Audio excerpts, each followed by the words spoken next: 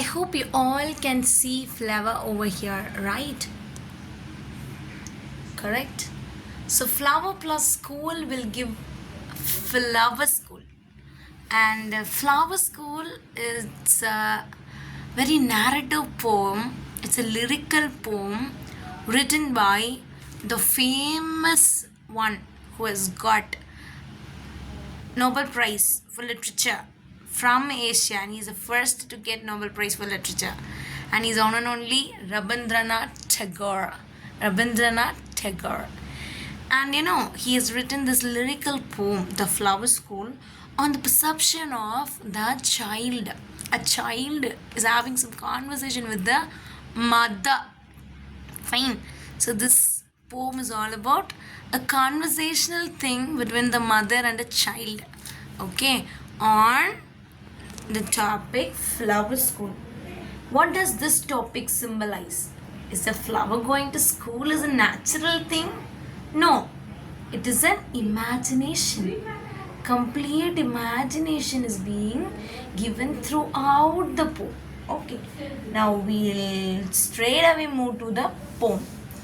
Before getting into the poem, let me give you a gist about Rabindranath Tagore.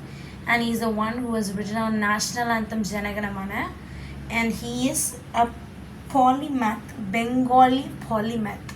Polymath refers to the one who has different he was pretty much curious to learn different kind of things. If you love English, you'll only study English, right? So that's not the case with Rabindranath Tagore. He was pretty he was pretty curious to let all the things know, and he'll connect everything. More or less equal to metaphysical poet, but not the same metaphysical poet, because metaphysical poet, they will combine and contrast different creatures where we normal people cannot even imagine. One such example is called as lovers are compared to compass. How can a man can compare lovers to that of the compass? John does that. He's not that much polymath, but still he has some curiosity to learn different genres. Okay, yeah. Now let's get into the poem lines. Okay. When storm clouds rumble in the sky and June showers come down. Storms are like whenever two clouds meet with each other, when it dashes with each other, what will happen? It will give you a sound, right? It will be rumbling in the sky. So it is producing that sound, it seems. And June showers come down, and the showers is also coming down as a result of the dashing of clouds, positive, negative, everything you would have learned in science. As a result of that, showers are coming down. The moist east wind comes marching over the heath. Now he has described the movement of the wind. Usually wind moves, right? Air is invisible, we can only feel it, but it'll be moving, right? So he has compared that movement of the wind with that of marching. So who will march these soldiers? And when we are doing in March, like parade or in annual day, sports day, something like that, we will do marching, right? So these winds are being compared to that of marching. Okay. And over the heath in the sense it is covering upon open area. In the open area, whenever it starts to rumble, this storm cloud starts to rumble, we will definitely feel, right? Like wind used to sway on us, all those thunder, everything. That is actually the theme here. Okay, so imagine as your place is rumbling with thunder, lightning, and your body is being swept away by the wind that is marching over. Okay, to blow its bagpipes among the bamboos. So bagpipes are nothing but the musical instrument, old musical instrument. So the poet has compared. See here, when the wind is moving, it is giving us a mellifluous sound, it seems, while it passes through the forest, which is the bamboos. Bamboos refers to the place where bamboo trees are growing. Okay, and this kind of thing, moist east wind, it is marching. That is, how can wind march, right? So it will come under personification.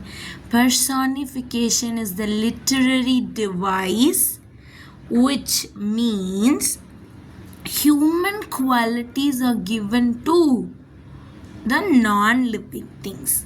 Clear with it? Yes. Then crowds of flowers come out of a sudden from nobody knows where and dance upon the grass in a wild glee. So glee refers to happiness. So now, as soon as the raindrop, this June shower reaches the earth, soil, all the flowers are crowding. It is blossoming. It is blooming from under the ground. And see here, it is dancing, it seems. The movement of the flower here is being compared with that of the human being dancing. So again, it is a personification. Clear? Mother, I really think the flowers go to school underground. Now this child is telling, Mom, I think this flowers, these flowers, they usually go to underground school, it seems. Flower, does it go to school? No. But according to the perception of the kid usually goes to school, right? He or she usually go to school, come back, and they'll annex the mother. They love being in the house as well as in school, right?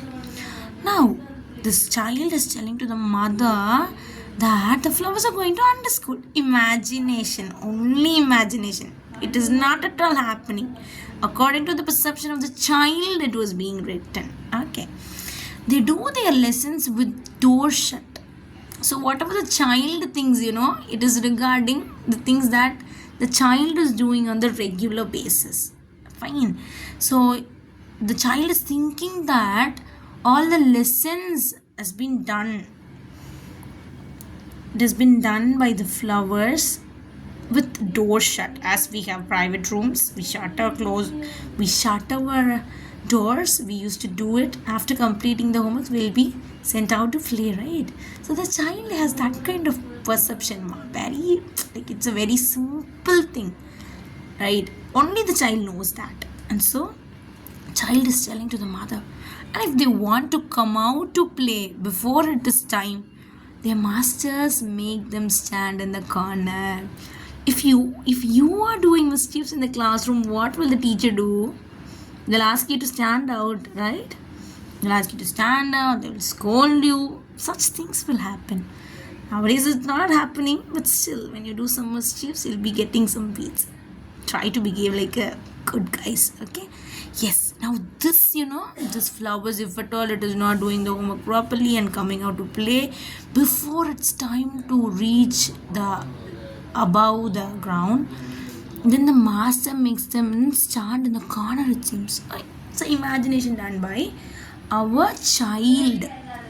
Okay, when the rain comes, they have their holidays. We do have our holidays, right? When the rain comes, same is happening.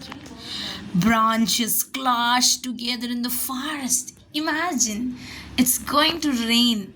Now, the wind is whooping. All the sands has been clustered, right? And it is giving you a sensation of like it is moving here and there, whooping wind, right?